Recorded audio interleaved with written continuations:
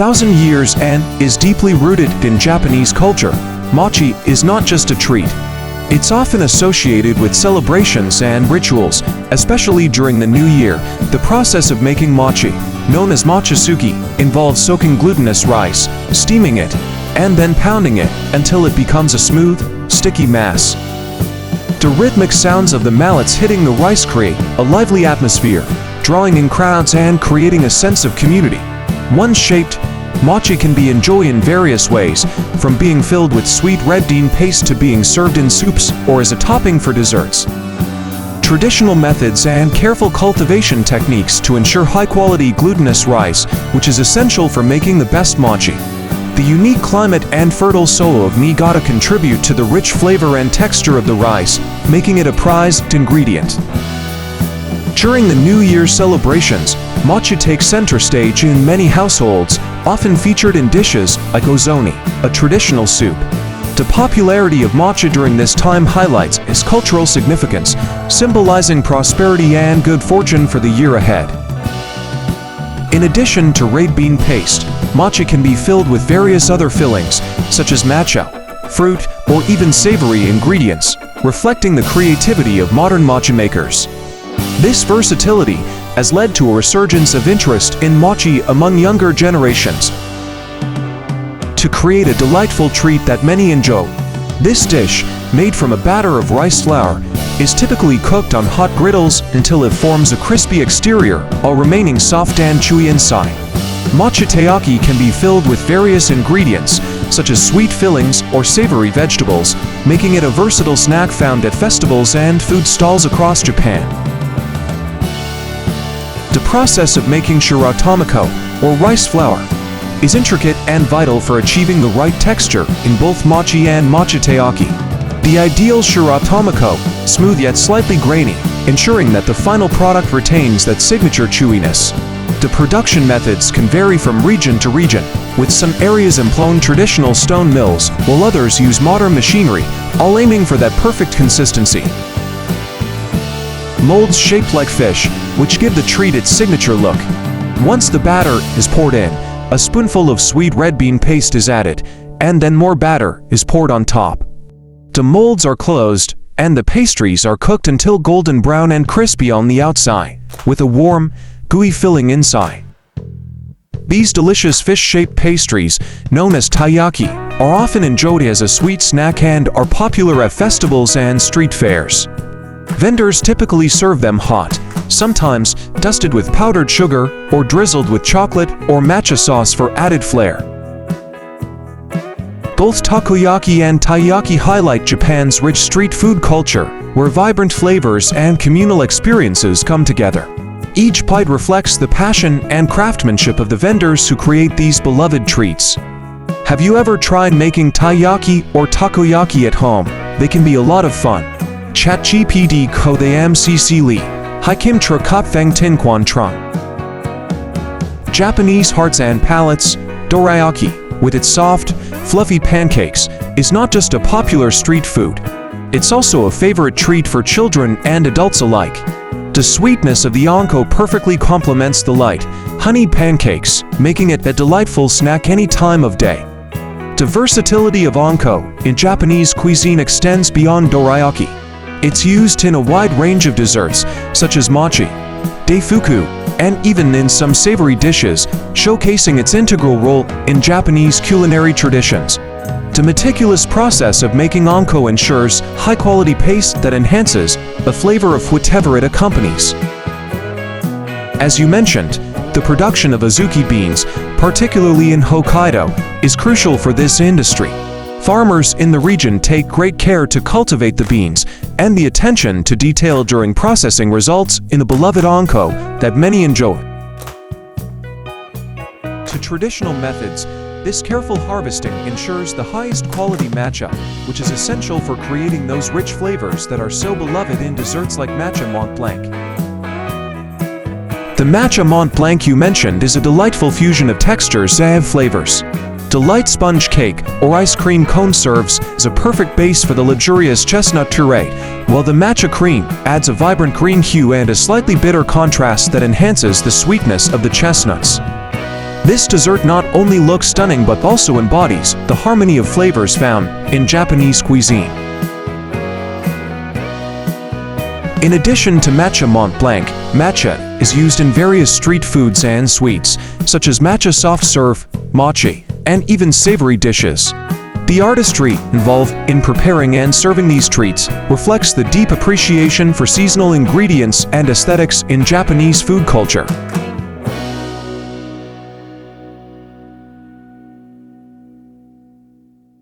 To maintain their delicate structure and enhance their flavor, this careful processing ensures that the vibrant green color and rich umami taste are preserved, which is crucial for high-quality matcha.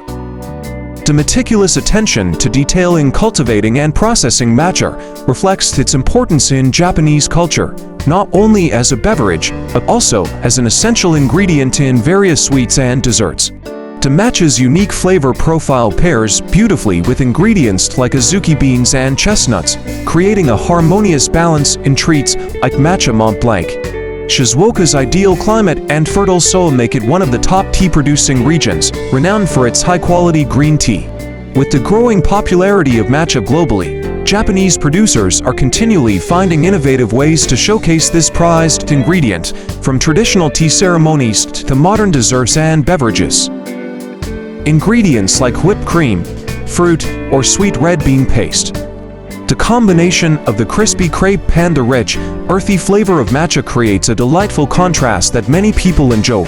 Vendors often serve matcha crepes rolled up and topped with a drizzle of chocolate or a sprinkle of powdered sugar, making them not only delicious, but visually appealing as well. The craftsmanship involved in making matcha, from the careful cultivation of the tea leaves to the traditional grinding process, adds to the appreciation of dishes that feature this ingredient. The quality of the matcha used in crepes and other treats can vary widely, impacting both flavor and price, which is why you might find everything from affordable street food options to high-end matcha desserts in cafes.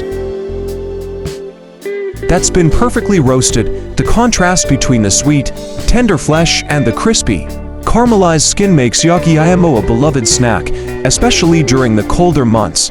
The simplicity of this dish highlights the quality of the sweet potatoes, which are often sourced from specific regions known for their exceptional flavor. Yakiimo is not just a treat, it embodies the essence of Japanese street food culture, where seasonal ingredients are celebrated and traditional cooking methods are cherished. Vendors often serve these roasted sweet potatoes wrapped in newspaper or paper bags, making them easy to enjoy while strolling through bustling markets. Paramount, the distinct flavors and textures of different sweet potato varieties are essential to creating the perfect yakiimo, with some being naturally sweeter or creamier than others. The harvesting season, typically from late September to early December, aligns perfectly with Japan's fall and winter festivals, making yakiimo a popular treat during this time. Vendors often set up stalls at festivals and markets, drawing crowds with the enticing aroma of roasted sweet potatoes. As you mentioned, the rich volcanic soil of Kagoshima plays a crucial role in producing some of the best sweet potatoes in the country, further enhancing their sweetness and flavor. This emphasis on quality reflects Japan's deep appreciation for seasonal and locally sourced ingredients. The strong aroma of surströmming is indeed infamous, and it's often said that the smell can be overwhelming. This fermented herring, which undergoes a unique fermentation process that can last for several months, is a traditional Swedish dish, especially popular during midsummer celebrations. People usually enjoy it outdoors, often served with thin flatbreads, potatoes, and onions to balance its potent flavor. Despite its strong smell, surströmming has a dedicated following, and many people enjoy its complex taste. It's a dish that definitely requires a certain adventurous spirit to appreciate. On the other hand, sweet potato dishes like daigakuimo, candied sweet potatoes, and sweet potato bowls are much more universally appealing. These treats showcase the sweet potato's versatility and sweetness, making them popular comfort foods in Japan. Daigakuimo, for instance, is often enjoyed during the fall and winter months, while fried sweet potato bowls make for a crispy and delicious snack. Fermentation, a clear sign that the surströmming inside is alive with flavor. The combination of salt and the low temperatures during fermentation allows the herring to develop its distinctive, strong aroma, which is both celebrated and infamous among food enthusiasts.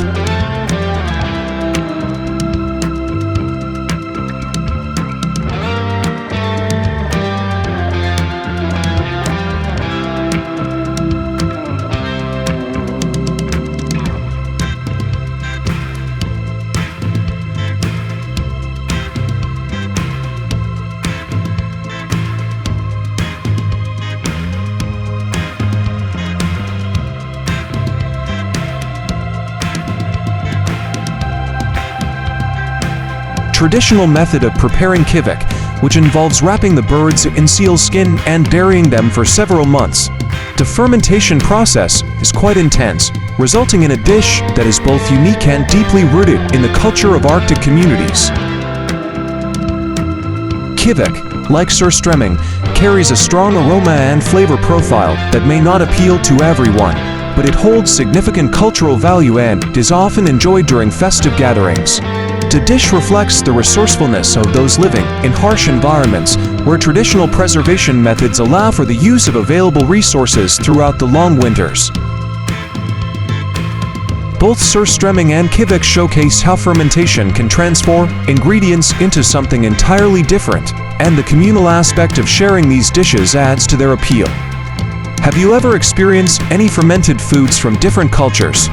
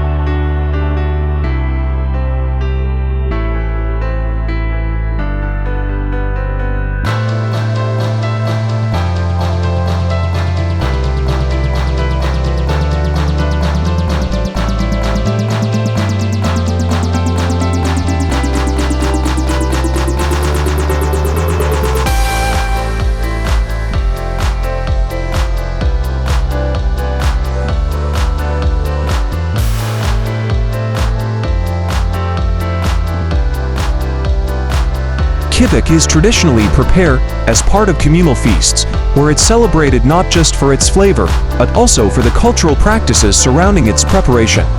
The use of seal skin as a natural fermentation vessel is a fascinating example of how indigenous peoples have ingeniously adapted their culinary practices to their environment.